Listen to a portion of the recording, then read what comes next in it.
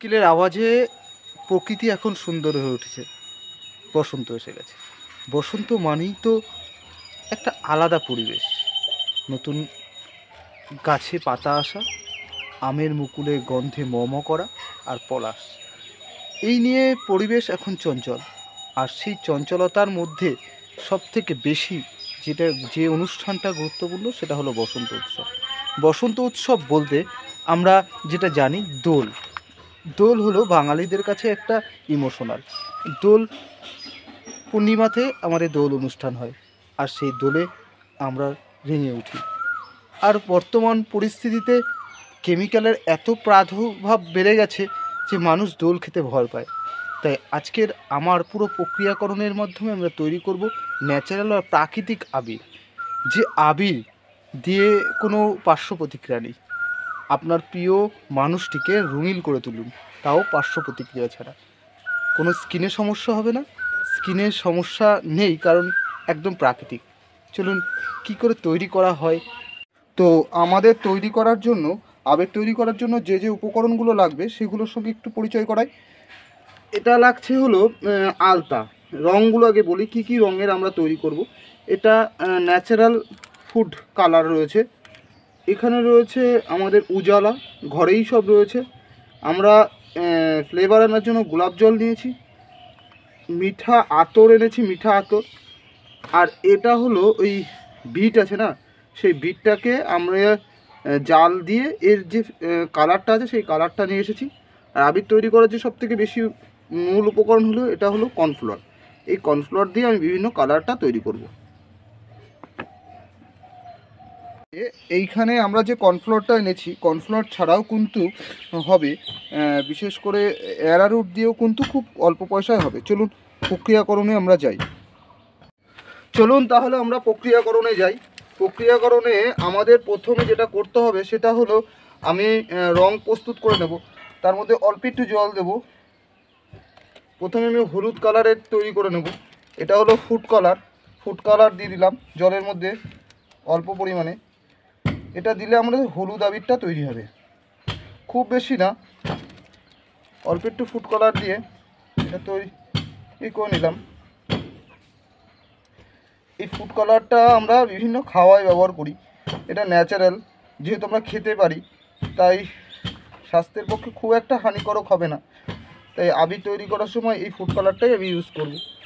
আমরা নিয়ে নিচ্ছি কিছুটা কর্নফ্লাওয়ার। আমরা এটা দিয়ে অনেকগুলো কালারের তৈরি করব। তো তারপরে আমরা এই ফুড কালারটা দেব। ফুড কালারটা দিয়ে আমরা এগুলোকে মেশানো শুরু করব। মেশাতে হবে, যতভাবে মেশাবেন তত বেশি কালারগুলো ফুটে উঠবে। একটু ধৈর্য ধরে মেশাতে হবে।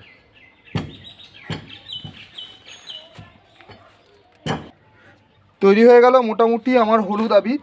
এর মধ্যে আমি কয়েক ফোঁটা গোলাপ জল দিয়ে দেবো, তাহলে আবিরের মধ্যে থেকে গোলাপ জলের একটা গন্ধ আসবে। দেখুন কত সুন্দর একটা কালার এসেছে। এর মধ্যে আমি পুরোটাই ন্যাচারাল বিষয়, এর মধ্যে কোনো কিছু আমি দিইনি। এর মধ্যে অল্প একটু গোলাপ জল দিয়ে দেবো। গোলাপ জল দিয়ে এটা মিশিয়ে নেব। তৈরি হয়ে গেল আমার হলুদ আবির। এবার যেটা আমরা তৈরি করতে চলেছি সেটা হলো নীল আবির। নীল আবির জন্য আমি ন্যাচারাল উজালা ব্যবহার করেছি। উজালা আমরা কয়েক ফোঁটা নিয়ে নিয়েছি। এর মধ্যে উজালাটা দিয়ে দেবো, দিয়ে আমরা এটাকে মিশিয়ে নেব। ধৈর্য ধরে কিছুক্ষণ মিশিয়ে নেব।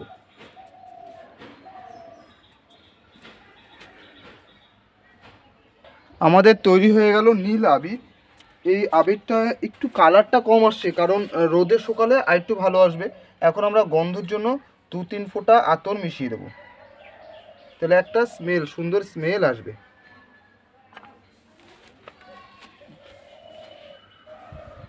এবার তৈরি করতে চলেছি বেগুনি আবির। তো বেগুনি আবিরের জন্য আমরা বিট থেকে যে রসটা বার করে নিয়েছিলাম সেই রসটা আমরা দেব, দিয়ে মিলিয়ে নেব।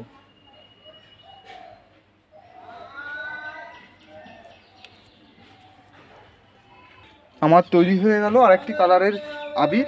এবার আমরা 2 ফোঁটা আতর দিয়ে দেবো। আতর দিয়ে এটাকে মিশিয়ে নেব। তৈরি হয়ে গেল আমাদের বিট কালারের আবির। এবার আমরা লাল কালারের আবির বানাবো, তার জন্য অ্যারারুট নিয়ে নিয়েছি আলতা, 2-1 ফোঁটা আলতা আমরা দিয়ে দেবো, দিয়ে তারপর এটা মিশিয়ে নেব। লাল কালারে ফুড কালার দিয়েও করা যায়, 4-5 ফোঁটা মতন আলতা দিয়ে দিলাম, দিয়ে এটাকে মিশিয়ে নেব ভালো করে। মেশানোর পদ্ধতিটা একটু দেখিয়ে দিই। এরম করে হাতে নিয়ে এরম করে মেশাতে হবে, তাহলে যত বেশি মেশাবেন তত বেশি রঙটা ফুটে উঠবে, দেখছেন এই হবে। আর আমার আবিরগুলোর যে রঙগুলো এখনও তেমন ফুটে উঠছে না, কারণটা একটাই, যে এটা একটু রোদে শুকাতে হবে। রোদে যত শুকবে রঙটা আরও সুন্দর আসবে, কারণ এইগুলো তো একটু ভেজা, আর ভেজা ভেজাতে কালারটা চট করে আসে না। দেখুন তৈরি হয়ে গেল সুন্দর লাল আবির। কত সহজে আমরা লাল আবির তৈরি করছি। আমাদের সবসময় এখন ন্যাচারাল বিষয়ের জন্য চিন্তা ভাবনা করি, আর সেটা আমরা যদি এভাবে করতে পারি তাহলে তো কোনো কথাই হবে না। তো তৈরি হয়ে গেল প্রায় লাল আবির, একদম আপনাদের চোখের সামনে তৈরি হয়ে গেল কী হবে লাল আবির। এবার এটাকে আমরা চেলে নেব, ভালো করে চেলে নিলেই আমার পুরো লাল লাল হয়ে যাবে। তো ভাবছেন কালারটা ভালো আসেনি, কালারটা আসবে, একটু রোদে শুকালেই আপনাদের সুন্দর একটা কালার চলে আসবে।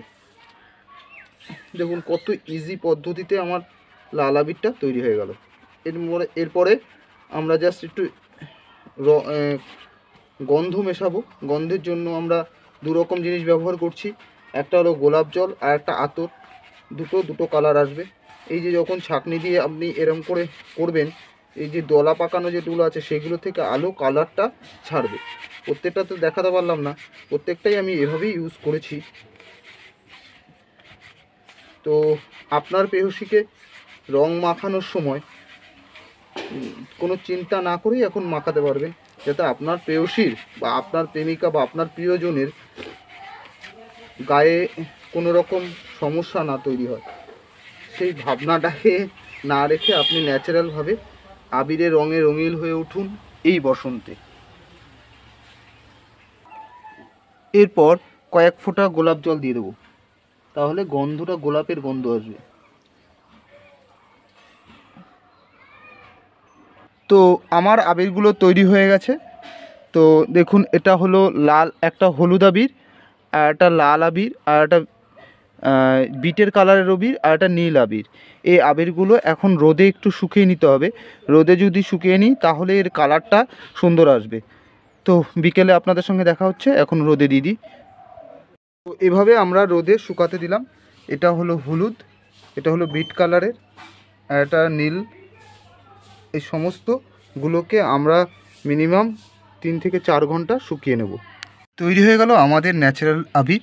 রোদে শুকানোর পরে আমি ভালো করে আরেকবার চেলে নিয়েছি। দেখুন কি সুন্দর কালার এসেছে, অসাধারণ কালার, এবং প্রত্যেকটা রং কত সুন্দর এসেছে। এবার আপনি আপনার প্রিয়জনকে রঙিন করে তুলুন কোনো পার্শ্ব প্রতিক্রিয়া ছাড়া। তো আপনাদের দোল ভালো কাটুক, সুস্থ স্বাভাবিক দোল কাটান, আপনার প্রিয় মানুষটিকে রঙিন করে তুলুন, কোনো ভাবনা নেই, প্রাকৃতিক রঙে রঙিন হয়ে উঠুক। অসংখ্য ধন্যবাদ আমার সমগ্র প্রক্রিয়াকরণে দেখবার জন্য, আমাকে এতটা ভালোবাসার জন্য অসংখ্য ধন্যবাদ। ভালো থাকবেন, সুস্থ থাকবেন, আর অনেক অনেক শুভেচ্ছা রইল আপনাদের দোলের জন্য। সুস্থ থাকুন, স্বাভাবিক থাকুন, ভালো মন্দ খান, আর রঙে রঙিন হয়ে উঠুন। আজকে তবে বিদায় নিই।